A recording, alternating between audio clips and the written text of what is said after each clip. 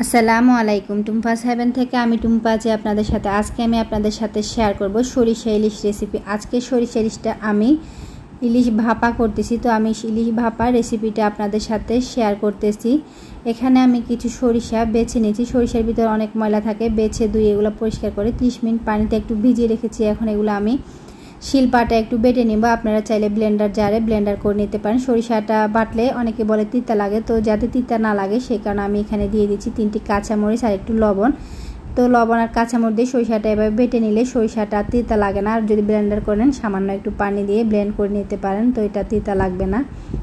এখন আমি এখানে নিয়ে নিচ্ছি মাঝারি সাইজের 5 টুকরা ইলিশ মাছ।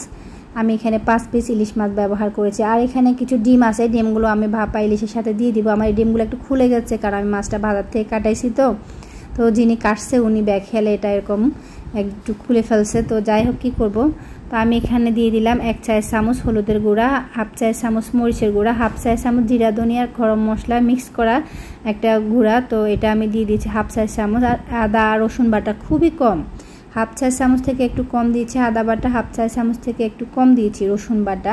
সাথে দিয়ে দিচ্ছি স্বাদ অনুযায়ী লবণ। যেহেতু সরিষা বাটার সময় লবণ ব্যবহার করেছি, তো সেক্ষেত্রে লবণটা একটু বুঝে দিতে হবে। এখন দিয়ে দিচ্ছি যে বেটে রাখা সরিষাগুলো, সবগুলো দেবো না, যতটুকু আমার লাগছে এখানে আমি দিয়ে দিচ্ছি। আর এখানে দিয়ে দিব পর্যাপ্ত পরিমাণে সরিষার তেল। এখানে আমি 4 টেবিল চামচের মতো সরিষার তেল ব্যবহার করেছি।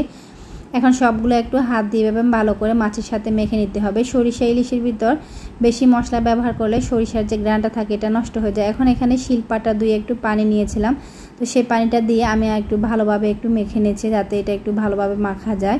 তো আমি এই কারণে একটু এখানে পানি দিয়ে দিলাম।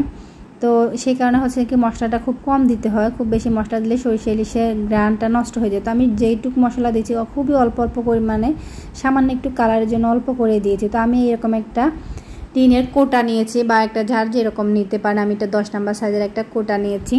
তো এখন এখানে হচ্ছে যে কি কোটা অথবা টিফিন বাড়ি যে কোনো কিছুর ভিতরে আপনি এটা চাইলে ভাপে দিতে পারেন, যে ঢাকনাওয়ালা থাকলে হলো বা উপর দিয়ে ঢাকা যায় এরকম কিছু হলে হবে। তো আমি এখানে এখন মাছগুলো বসিয়ে দিচ্ছি, নিচে দিয়ে সামান্য একটু সরিষা দিয়ে, তো উপরে হচ্ছে কি মাছগুলো সুন্দরভাবে বসিয়ে দিচ্ছি যাতে মাছগুলো পরে সুন্দরভাবে নিতে পারি। তো ঠিকঠাকভাবে না রাখলে পরে হয়তো যখন নিব তখন হয়তো ভেঙে যাবে। তো বসিয়ে দিয়ে এখন উপর দিয়ে আমি ডিমগুলো দিয়ে একটু এভাবে ছিটিয়ে দিচ্ছি, সবগুলো ডিম যাতে একটু বসে না থাকে। তো ডিমগুলো যাতে ভালো করে হচ্ছে যে কি মশলার সাথে কোট হয়, তো আমি উপর দিয়ে একটু সরিষা দিয়েছি। আরেকটা কথা, এটা কিন্তু ম্যারিনেট করে আমি 30 মিনিটের জন্য রেস্টে রেখেছিলাম। অবশ্যই এটা 15 থেকে 20 মিনিট একটু ম্যারিনেট করে রাখবেন, সেই ক্ষেত্রে এটার টেস্টটা অনেকটা বাড়বে বা অনেক ভালো লাগবে। তো আমি আবারও যেই বাটির ভিতরে হচ্ছে এটা ম্যারিনেট করেছিলাম সেটা ধুয়ে একটু পানি দিয়ে দিচ্ছি, খুব সামান্য একটু পানি। আর এখানে দিয়ে দিচ্ছি কিছু কাঁচা মরিচ, আর এটা কয়েকটা আমি একটু ভেঙে দিচ্ছি হালকা একটু ঝাল আর ফ্লেভার বাইরে হয়, আর কয়েকটা আমি একটু গোটা দিয়ে দিচ্ছি। এখানে দিয়ে দিলাম আমি আরও একটু সরিষার তেল, এখানে আবারও 3-4 টেবিল চামচের মতো সরিষার তেল দিয়ে দিয়েছি। এটা সরিষা ইলিশের সাথে সরিষার তেলটা একটু বেশি দিলে ভালো লাগে, ফ্লেভারটা খুব ভালো আসে। তো এটা দিয়ে ঢাকনাটা আমি বন্ধ করে দিলাম, ঢাকনা দিয়ে মুখটা বন্ধ করে দিয়েছি। এখন এরকম একটি ফ্রাই প্যান নিয়ে নিয়েছি। আমার এখানে একটু অন্ধকার, তবে আশা করতেছি আপনার দেখা যাচ্ছে। তো ফ্রাই প্যান আমি একটু পানি দিয়ে একটা স্ট্যান্ড দিয়েছি, দিয়ে এটা যে বক্সে আমি হচ্ছে মাছটা ভাপাচ্ছি, মাছটা দিয়ে হচ্ছে যে কি